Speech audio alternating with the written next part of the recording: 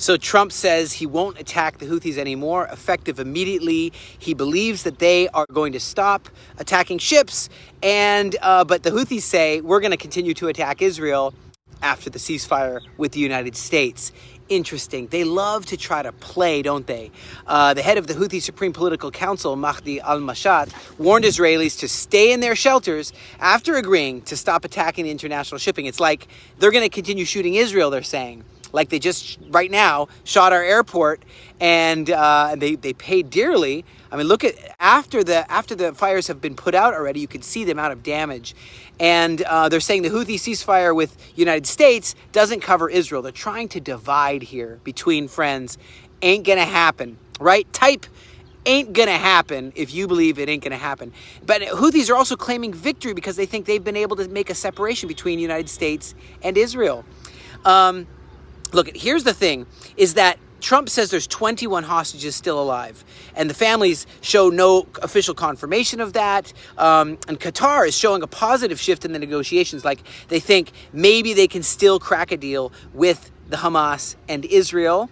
And Trump is not even going to visit Israel in his upcoming Middle East tour to Saudi Arabia, to United Arab Emirates, and to Qatar. And so you just wonder, where is this all going to end? How's this all going to work? Well, you can't separate the most inseparable friends in the universe. We're together from the beginning of Israel. It's wild what's going on in India, Pakistan as well.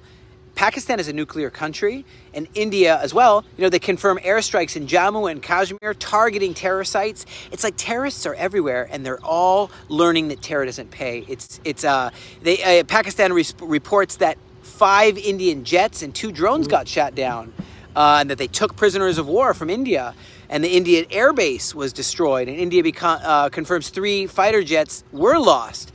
So how's that going? Good question. We are continuing to strike in Lebanon and stopping the Hezbollah logistics commander for the Badr unit to rearm. We've dealt with them. We don't want to keep dealing with them. We need to keep them from rearming and returning to the evil that they were trying to do.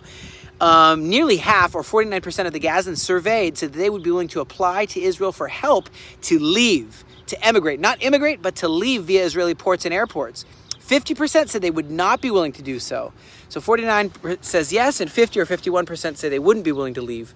And this comes from a survey that was conducted at the beginning of May, around 6 weeks after the breakdown of the ceasefire and the resumption of the Israeli operations, and now with Gideon's chariots. Massive campaign about to begin. Now, Israeli says they're willing to help Gazans who want to leave, but have made little progress in finding other countries to receive them. 48% of Gazans report recent anti-Hamas protests are happening. So half of Gaza hates Hamas, it would seem. Okay, 54% of Gazans believe that these protests are influenced by outside forces.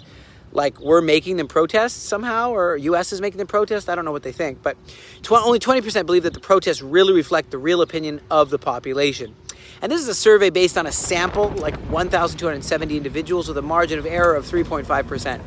So, you know, it's interesting to see what's going on and what people are saying and how we predict that the future will be.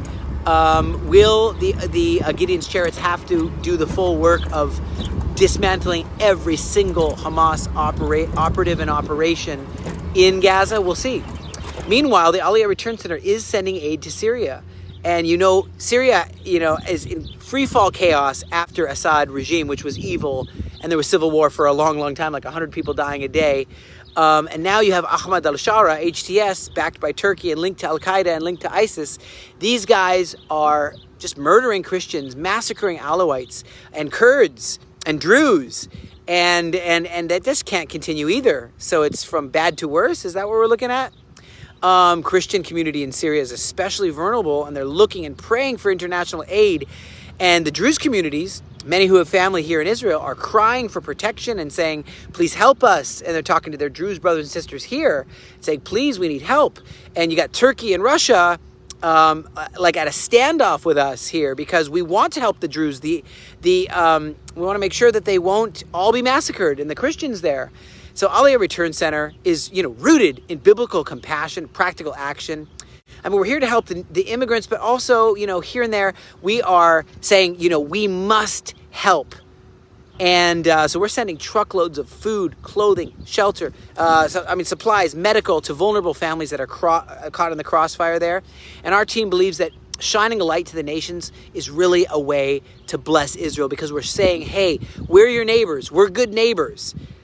Please. We see that the Gazans hate us and they want to murder us because of what they've been taught. But hey, learn something better. Learn a better way, and let's stand together for a beautiful future of the promised land. Don't forget the verse in Psalms chapter 60, verse 12. With God we shall do valiantly, and it is he who will tread down our foes. It's like that word to Joshua. Wherever you place the sole of your feet,